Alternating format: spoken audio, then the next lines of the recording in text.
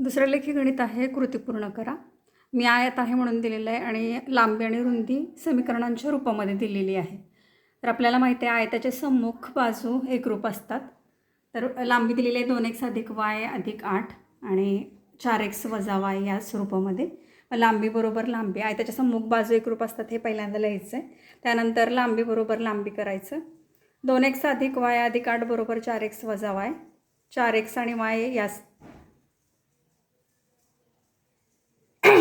4x आणि y left साईडला घ्यायचे डाव्या बाजूला. 2x अधिक y अधिक 8, 4x होतात वजा 4x आणि वजा y अधिक y होतं बरोबर 0.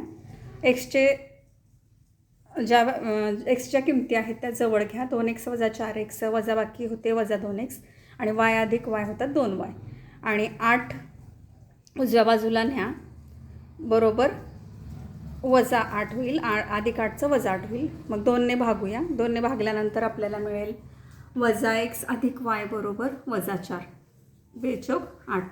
मग वजा 1ने गुणू x अधिक y बरोबर x वजा y बरोबर 4 मिळेल, कारण वजा 4ला वजा 1ने गुणल्यानंतर अधिक 4 होणार.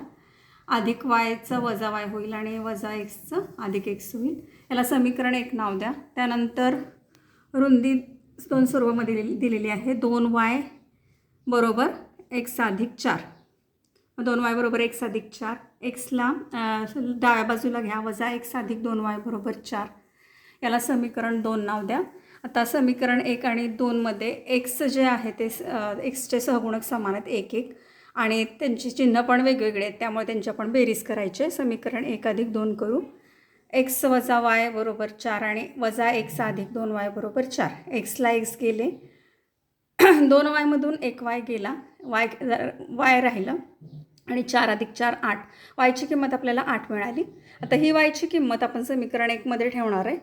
मग x वजा y बरोबर 4, yची किंमत आहे 8. x वजा 8 बरोबर 4 वजा 8 उजव्या बाजूला येऊन अधिक 8 होणार. x बरोबर 4 अधिक 8 बरोबर 12. xची किंमत आली 12.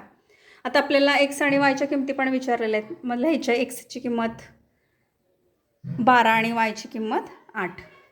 आयताची लांबीचं सूत्र आहे लांबी गुणिले रुंदी. आयताची लांबी पहिल्यांदा काढायची कुठल्याही या दोन्ही समीकरणामधल्या कुठल्याही एका समीकरणामध्ये ठेवून. मग आता 4x वजा y मध्ये मी ठेवलं. 4x वजा y लांबी, xची किंमत 12, 12 चोक 48 वजा 8. 48 मधून 8 गेले 40. एकक दिलेलं नाही त्यामुळं आपण 40 एकक असं लिहिणार आहे. आयताची रुंदी पण दोन स्वरूपामध्ये दिलेलं आहे, 2y किंवा x अधिक 4.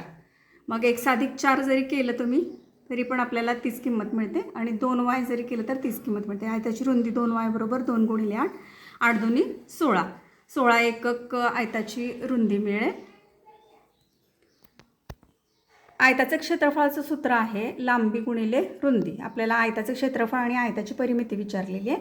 तर आयताचं क्षेत्रफळ लांबी गुणिले रुंदी बरोबर 40 गुणिले 16. 16 चोक 64. मग 640 चौरस एकक असे आयताचं क्षेत्रफळ येतं. आयताच्या परिमितीचं सूत्र आहे 2 कंसात लांबी अधिक रुंदी, 2 कंसामध्ये 40 अधिक 16, 40 अधिक 16 56, 56 दोन्ही 112.